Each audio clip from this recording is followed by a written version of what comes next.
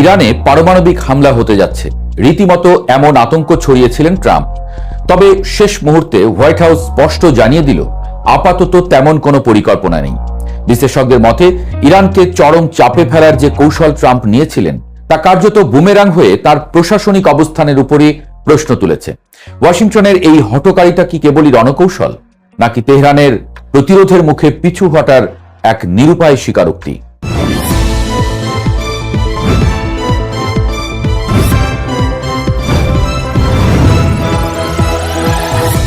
Washington থেকে Tehran পুরো বিশ্ব তাকিয়েছিল যেন এক মহাপ্রলয়ের দিকে। ডোনাল্ড ট্রাম্প তার স্বভাবজাত ভঙ্গিতে ঘোষণা করেছিলেন যে ৪৭ বছরের শোষণ ও সংঘাতের অবসান ঘটাতে তিনি এমন পদক্ষেপ নেবেন যা ইতিহাস মনে রাখবে। তার সেই চরমতম পদক্ষেপ বলতে সবাই যখন পারমাণবিক হামলার আশঙ্কা করছিল, ঠিক তখনই যেন পরিস্থিতির ছন্দপতন ঘটল। খোদ হোয়াইট হাউসের পক্ষ থেকে যখন স্পষ্ট করা হলো যে ইরানে কোনো পারমাণবিক হামলার পরিকল্পনা তাদের নেই, তখন ট্রাম্পের সেই বিশাল হুঙ্কার কেবল মনস্তাত্ত্বিক যুদ্ধের এক ব্যর্থ অস্ত্র হিসেবেই পর্যবসিত হলো। সমর বিশেষজ্ঞরা বলছেন, ইরানকে ভয় দেখিয়ে দ্রুত কোনো সমঝোতায় বাধ্য করার যে কৌশল ট্রাম্প নিয়েছিলেন তা হিতে বিপরীত হয়েছে। কারণ তেহরান এই হুমকিতে এক বিন্দুও বিচলিত না হয়ে উল্টো তাদের সামরিক সক্ষমতার পূর্ণ প্রদর্শনী শুরু করেছে। শেষ পর্যন্ত পারমাণবিক হামলার মতো স্পর্শকাতর কার্ডটি তুলেও সেটি ব্যবহার করতে না পারায় আন্তর্জাতিক মহলে ট্রাম্পের যে ইমেজ সংকট তৈরি হয়েছে তা কাটিয়ে ওঠা এখন মার্কিন প্রশাসনের জন্য এক বড় চ্যালেঞ্জ। সাহসে কুলিয়ে উঠতে না পেরে ট্রাম্পের এই পিছু হটাকে বিশ্লেষকরা তার দ্বিতীয় মেয়াদের অন্যতম বড় কৌশলগত বিপর্যয় হিসেবে দেখছেন। ট্রাম্পের ম্যাক্সিমাম প্রেসার এখন তার নিজের উপরই ম্যাক্সিমাম এম্বারাসমেন্ট হয়ে ফিরে এসেছে। তবে ইরানে হামলার তীব্রতা বাড়িয়েছে তারা। এদিকে হুমকির পরও রণক্ষেত্রে ইরানের পাল্টা আঘাত থেমে নেই। ইরানের নিক্ষিপ্ত নিখুঁত লক্ষ্যভেদী ক্ষেপণাস্ত্রগুলো ইসরায়েলের আকাশ প্রতিরক্ষা ব্যবস্থাকে ফাঁকি দিয়ে আঘাত এনেছে। ইসরায়েলের মধ্যাঞ্চলে জনবহুল এলাকায় ক্ষেপণাস্ত্রের আঘাতে একাধিক বহুতল ভবন ধসে পড়েছে। এই ধ্বংসযজ্ঞ ইসরায়েলি নাগরিকদের মধ্যে যে চরম ভীতি আর নিরাপত্তাহীনতা তৈরি করেছে তা নেতানিয়াহু সরকারের জন্য বড় ধরনের অস্তিত্বের সংকট তৈরি করেছে। ইসরায়েল জুড়ে এখন সাইরেনের শব্দ আর বিস্ফোরণের প্রতিধ্বনি নিত্যদিনের ঘটনা। ইরানের এই বিধ্বংসী আক্রমণের ধরন দেখে বোঝা যাচ্ছে যে তারা কেবল শক্তির প্রদর্শন করছে না, তারা এখন ইসরায়েলের যে কোনো গুরুত্বপূর্ণ পয়েন্টে আঘাত হানার সক্ষমতা অর্জন করেছে। আয়রন ডোম বা ডেভিড স্লিং এর মতো ব্যয়বহুল প্রতিরক্ষা ব্যবস্থাগুলো যখন ঝাঁকে ঝাঁকে আসা সস্তা কিন্তু কার্যকর ড্রোন আর হাইপারসনিক মিসাইল আটকাতে হিমশিম খাচ্ছে, তখন তেল আবিবের সামরিক শ্রেষ্ঠত্ব নিয়ে প্রশ্ন উঠছে। একদিকে যখন ট্রাম্পের হুমকি স্তীমিত হয়ে আসছে, অন্যদিকে ইসরায়েলের ভেতরে ক্ষয়ক্ষতির পরিমাণ বাড়ছে। এই বাস্তব চিত্রই প্রমাণ করে যে মধ্যপ্রাচ্যের শক্তির ভারসাম্য এখন এক নতুন ও জটিল মোড় নিয়েছে। কূটনীতিক টেবিলে যখন পাকিস্তান বা কাতারের মতো মধ্যস্থতাকারীরা একটি সামরিক যুদ্ধবিরতির মাধ্যমে পরিস্থিতি শান্ত করার আপ্রাণ চেষ্টা চালাচ্ছেন, তখন ইরান তাদের অনমনীয় ও মারমুখী অবস্থান পুনর্ব্যক্ত করেছে। বিশ্বের অন্যতম গুরুত্বপূর্ণ নৌপথ হরমুজ প্রণালী নিয়ে তেহরান যে অনড় অবস্থানে রয়েছে তা পুরো বিশ্ব অর্থনীতিকে স্থবির করে দিচ্ছে। ইরান সাফ জানিয়ে দিয়েছে যে কেবল একটি সামরিক যুদ্ধবিরতি বা ৪৫ দিনের কোনো ছোট চুক্তির বিনিময়ে তারা হরমুজ প্রণালীর নিয়ন্ত্রণ ছেড়ে দেবে না। এই প্রণালী দিয়ে প্রতিদিন বিশ্বের তেলের বিশাল একটি অংশ পরিবাহিত হয়, যার চলাচল বর্তমানে প্রায় ৯৪% কমে গেছে। ফলে আন্তর্জাতিক বাজারে তেলের দাম ইতোমধ্যেই রেকর্ড ছাড়িয়েছে। ইরান স্পষ্ট করে দিয়েছে, ফিলিস্তিন এবং লেবানন ইস্যুতে স্থায়ী সমাধান এবং ইরানের জ্বালানি খাতের উপর থেকে সব অবরোধ প্রত্যাহার না হওয়া পর্যন্ত এই গেট খুলবে না। ট্রাম্পের ওয়েল পলিটিক্স এখানে মুখ থুবড়ে পড়েছে। ওয়াশিংটন ভেবেছিল তেল ক্ষেত্র দখলের হুমকি দিলে ইরান নতি স্বীকার করবে, কিন্তু বাস্তবে দেখা যাচ্ছে জ্বালানির বাজার এখন সম্পূর্ণ তেহরানের নিয়ন্ত্রণে। তেল এখন কেবল সম্পদ নয়, ইরানের জন্য একটি পরমাণু বোমার চেয়েও শক্তিশালী অস্ত্র হয়ে দাঁড়িয়েছে। স্থলভাগের সংঘাত এখন সরাসরি ইরানের সাধারণ যোগাযোগ ব্যবস্থা এবং রেললাইনের উপর গিয়ে পড়েছে। ইসরায়েলি বাহিনী গতকাল ইরানের কাশান শহরের একটি গুরুত্বপূর্ণ রেল সেতুতে হামলা চালিয়েছে। এর আগে ইসরায়েলের প্রতিরক্ষা বাহিনী ফার্সি ভাষায় এক বিশেষ সতর্কবার্তা জারি করে ইরানি নাগরিকদের 12 ঘন্টা ট্রেন এবং রেল লাইন থেকে দূরে থাকার নির্দেশ দিয়েছিল। তারা রেল লাইন, সেতু এবং বিদ্যুৎ কেন্দ্রের মতো গুরুত্বপূর্ণ স্থাপনাগুলোতে আঘাত হেনে ইরানকে অভ্যন্তরীণভাবে অচল করে দিতে চাইছে। কিন্তু এর চেয়েও রহস্যময় ঘটনা হলো সমৃদ্ধ ইউরেনিয়াম চুরির ষড়যন্ত্রের অভিযোগ। ইরান দাবি করেছে যে মার্কিন বাহিনী একটি মানবিক ক্রু উদ্ধারের নাটক সাজিয়ে তেহরানের গোপনীয় স্থাপনা থেকে সমৃদ্ধ ইউরেনিয়াম হাতিয়ে নেওয়ার চেষ্টা করেছিল।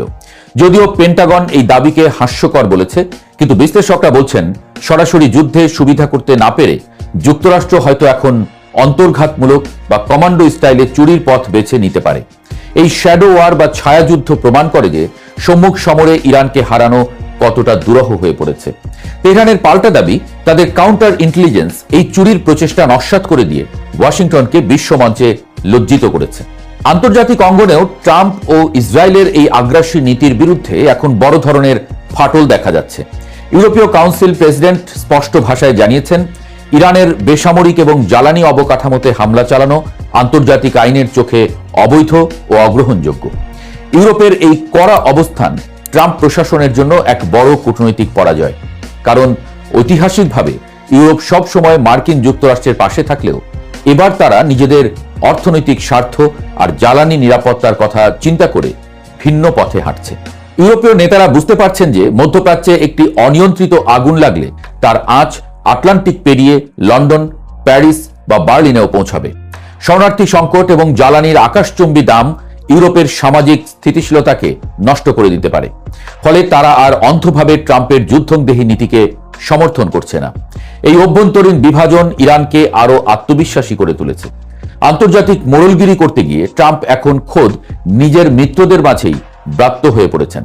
যুদ্ধের এই উন্মাদনার পেছনে আদর্শিক লড়াইয়ের চেয়েও বেশি কাজ করছে জ্বালানি সম্পদ দখলের এক নগ্ন আকাঙ্ক্ষা। ট্রাম্প প্রকাশ্যে ইরানের তেল ক্ষেত্রগুলো দখলের যে মনোবাসনা প্রকাশ করেছেন তা আন্তর্জাতিক মহলে তীব্র সমালোচনার জন্ম দিয়েছে। ইরানের খার্ক দ্বীপ, যেখান থেকে দেশটির 90% তেল রপ্তানি হয়, সেখানেও রহস্যময় বিস্ফোরণের খবর পাওয়া গেছে। এই দ্বীপটি ধ্বংস বা দখল করার যে প্রচ্ছন্ন হুমকি ট্রাম্প দিয়ে রেখেছিলেন, সেটি বাস্তবায়নের চেষ্টা করা হলে মধ্যপ্রাচ্যে এক দীর্ঘমেয়াদী অগ্নিকাণ্ড শুরু হবে। আইআরজিসির পক্ষ থেকে সরাসরি হুঁশিয়ারি দেওয়া হয়েছে যে যদি মার্কিন বা ইসরায়েলি বাহিনী ইরানের জ্বালানি অবকাঠামো স্পর্শ করার ধৃষ্টতা দেখায়, তবে আমেরিকা ও তার মিত্ররা আগামী বহু বছর ধরে এই অঞ্চলের জ্বালানি থেকে বঞ্চিত হবে। তারা প্রয়োজনে নিজেদের তেলক্ষেত্রগুলো নিজেরাই ধ্বংস করে দেবে, যাতে তা শত্রুর হাতে না পড়ে, এমন কঠোর বার্তা দেওয়া হয়েছে। ট্রাম্পের এই অয়েল পলিটিক্স ইরানকে ভয় দেখানোর বদলে তাদের আরো বেপরোয়া করে তুলেছে। অন্যদিকে ইরানের এই ধারাবাহিক ক্ষেপণাস্ত্র হামলা ইসরায়েলি সমাজের ভেতরেও ফাটল ধরাচ্ছে। দিনের পর দিন বাংকারে কাটানো সাধারণ নাগরিকরা এখন নেতানিয়াহু সরকারের পদত্যাগ দাবি করছে। ট্রাম্পের পারমাণবিক হামলার আশ্বাস যখন বাস্তবে রূপ নিচ্ছে না, তখন ইসরায়েলি নাগরিকদের নিরাপত্তা বোধ তলানিতে গিয়ে ঠেকেছে। মার্কিন প্রশাসনের উপর ইসরায়েলের এই অতিরিক্ত নির্ভরশীলতাই এখন তাদের কাল হয়ে দাঁড়িয়েছে। ওয়াশিংটন পিছু হটলে তেল আবিবের হাতে আর কোনো বিকল্প থাকে না। এই সামরিক ও রাজনৈতিক অনিশ্চয়তা ইসরায়েলকে এক চরম অন্ধকার দিকে ঠেলে দিচ্ছে। অনেকে মনে করেন ট্রাম্প কখনোই পারমাণবিক হামলার কথা গুরুত্ব দিয়ে ভাবেননি, এটি ছিল কেবল একটি ব্লাফ বা ধোঁকাবাজি। কিন্তু আন্তর্জাতিক রাজনীতিতে যখন এমন উচ্চমাত্রার হুমকি দেওয়া হয় এবং পরে তা থেকে সরে আসা হয়, তখন সেই দেশের ডিটারেন্স বা প্রতিরোধ ক্ষমতা মারাত্মকভাবে ক্ষতিগ্রস্ত হয়। ইরান এখন জানে যে ট্রাম্পের হুমকি মানেই হামলা নয়। এই ধারণাটি ভবিষ্যতে ওয়াশিংটনকে দর কষাকষির টেবিলে অনেক পিছিয়ে দেবে। ইরান এখন কেবল নিজের প্রতিরক্ষা নয়, পুরো অঞ্চলের ভূরাজনীতি নিয়ন্ত্রণ করার সাহস দেখাচ্ছে। বিশ্লেষকদের মতে ট্রাম্পের আলটিমেটাম এবং হুমকিগুলো কার্যত ইরানের মনোবল ভাঙতে ব্যর্থ হয়েছে। ট্রাম্প যে হাইপ তুলেছিলেন যে আজ রাতে সব শেষ হয়ে যাবে, সেই রাত পার হয়ে নতুন দিন শুরু হলেও ইরান এখন আরো বেশি মারমুখী।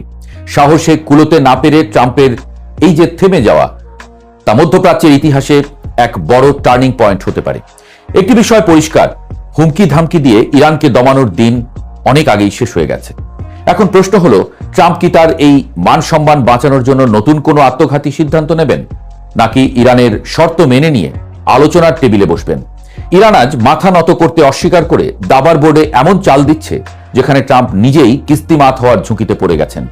এই সংঘাতের পরিণতি যাই হোক না কেন, ট্রাম্পের এই পিছু হটা বিশ্বমঞ্চে আমেরিকার সুপার পাওয়ার ইমেজে এক বড় ক্ষত তৈরি করেছে, যা সহজে নিরাময় হওয়ার নয়।